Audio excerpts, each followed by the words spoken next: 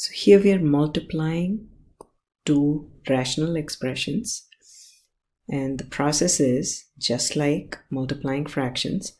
Factor the numerator first, factor the denominator, then cancel common factors. So that's the process. Now if it's a difference of squares, a squared minus b squared is a plus b times a minus b. It's easy to factor it if you know it's a difference of squares. So this is x squared minus 6 squared times, I'm going to put it in parentheses, times 9 times x minus 5, x plus 5 the whole squared over 3x plus 15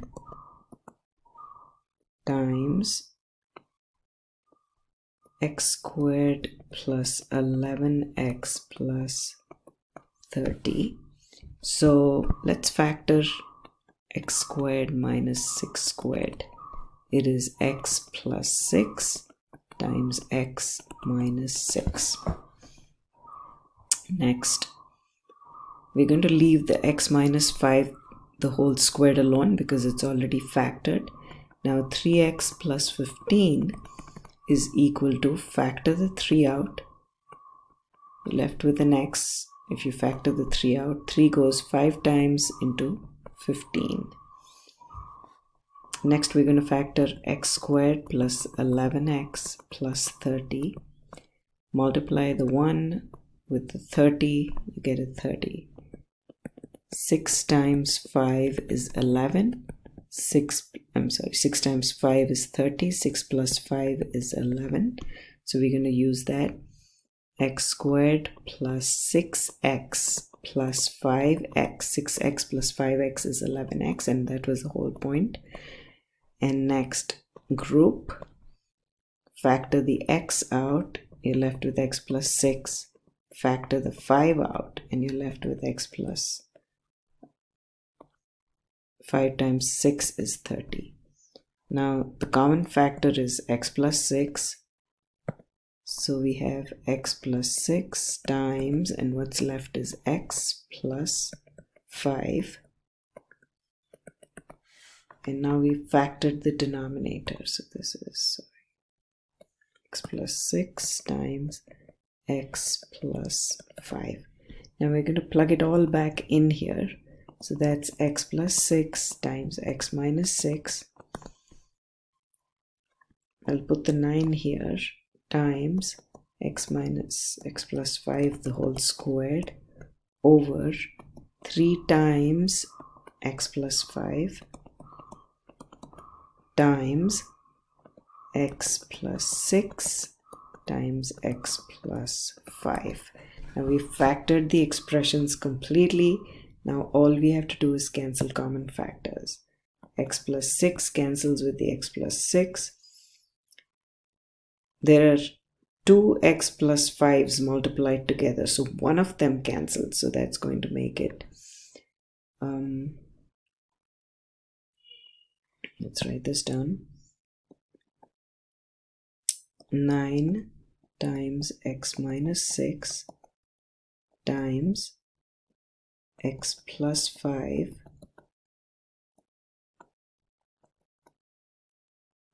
the whole squared. That's x plus 5 the whole squared, whole divided by, so x plus 5 the whole squared is x plus 5 times x plus 5. So that's x plus 5 the whole squared divided by 3 times x plus 5 times x plus 5. So we cancel common factors. 3 goes 3 times into 9, so that is 3 times x minus 6. This is our next problem.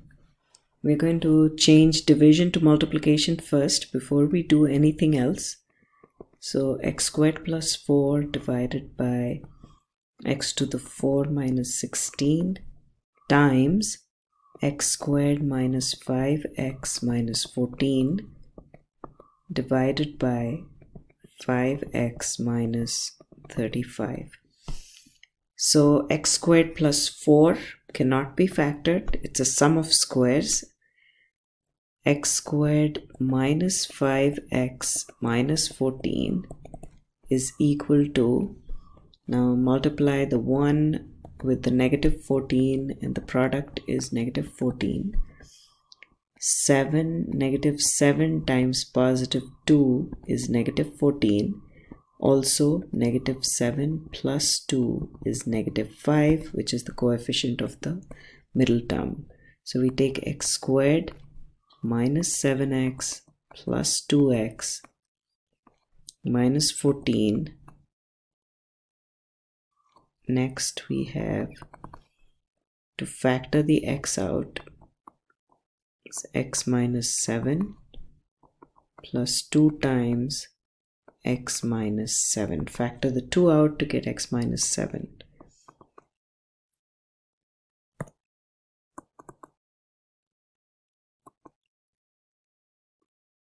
So x minus 7 is a common factor.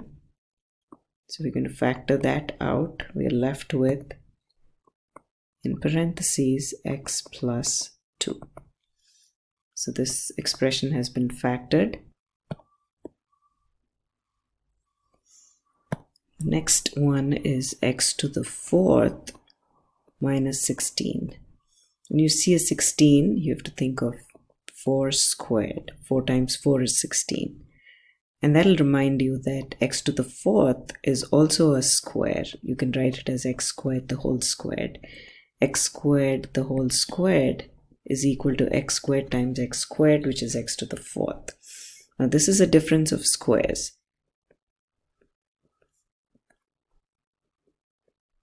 That's what the template looks like. Write the numbers without the squares first. So this square, forget about it. So it's x squared plus 4 times x squared minus 4. So this is equal to, and I can factor x squared minus 4 further because again it's a difference of squares. 4 is 2 squared. So it's x plus 2, because this we can think of it as 2 squared, times x minus 2. So that's been factored completely. Now the next expression is 5x minus 35 is equal to 5 factored out, x minus 7. So now we're going to write all the factored expressions. So that's x squared plus 4, x minus 7, x plus 2, we get it from here. We factored the expression. In the denominator, we're going to get x squared plus 4 times x plus 2 times x minus 2. And that is x to the 4th minus 16 times, and then we're going to factor the 5 out. And we get x minus 7. So let's cancel whatever we can cancel. So that cancels. X plus 2 cancels. X minus 7 cancels. And now we're left with 1 over, there's a 5 and an x minus 2. So these two together is 5 times x minus 2. First we'll flip the fraction. Change the division to multiplication and flip this fraction. So that's going to become x squared plus 3x plus 9 over 4x squared minus 11x minus 20. 4x squared minus 7x minus 15 over x cubed minus 27. I'm going to put a dot here instead of a times so we don't confuse it with the x. Now each expression has to be factored. Each expression in the numerator and the denominator has to be factored. So that's 27 minus 15. So 15, negative 15 times 4 So multiply the last term and the coefficient of the first equals negative 60.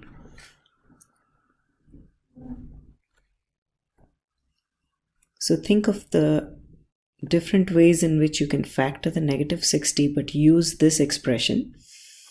You can go negative 15, take the first two times the next two, or you can take the middle two. 3 times 2 is 6 times, multiply these two to get a negative 10, or take the negative 5 and multiply these 3, which is 3 times 2 times 2, which is 12. So this looks like it's going to work, except that we want the 7 to be negative, because when we add 5 and negative 12, we have to get a negative 7, because that is the coefficient of the middle term. It has to be negative. And this doesn't work because that'll give us negative 5 plus 12 equals positive 7. So we have the right factors now. 4x squared minus 12x plus 5x. 12x plus 5x gives you negative 7x minus 15. Now we're going to do this by grouping. So take the first two terms and factor out whatever you can. Think of the numbers first. What's the common factor, greatest common factor between 4 and 12? It's 4. You can factor out an x to get x minus 4 goes 3 times into 12, plus factor out the 5 and you get x minus 5 times 3 is 15. Now factor out x minus 3, which is a common factor, and then you go 4x plus 5. So x minus 3 times 4x plus 5. Now that's done. Now let's look at the next one, which is x squared plus 3x plus 9. X squared plus 3x plus 9 cannot be factored, because think of this. That's 1 times 9 is 9.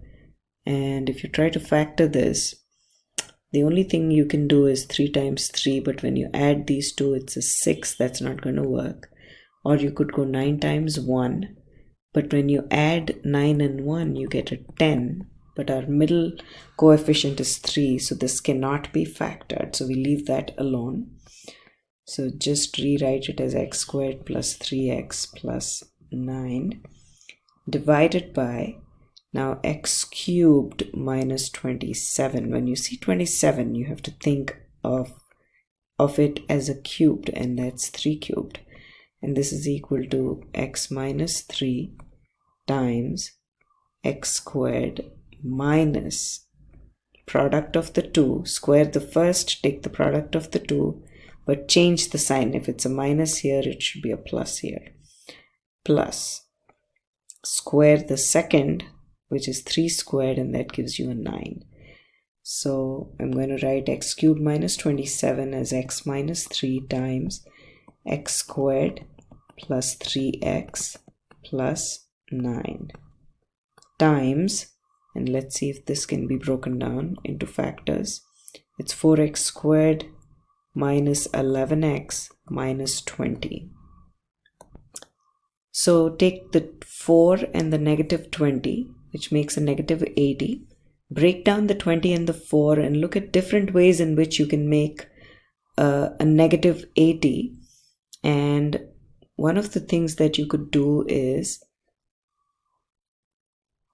5 times 4 fours are 16, and then that is a 5.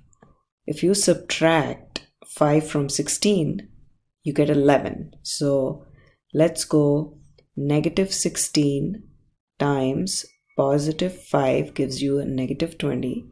So this is going to help us factor. So it's going to be 4x squared plus 5x minus 16x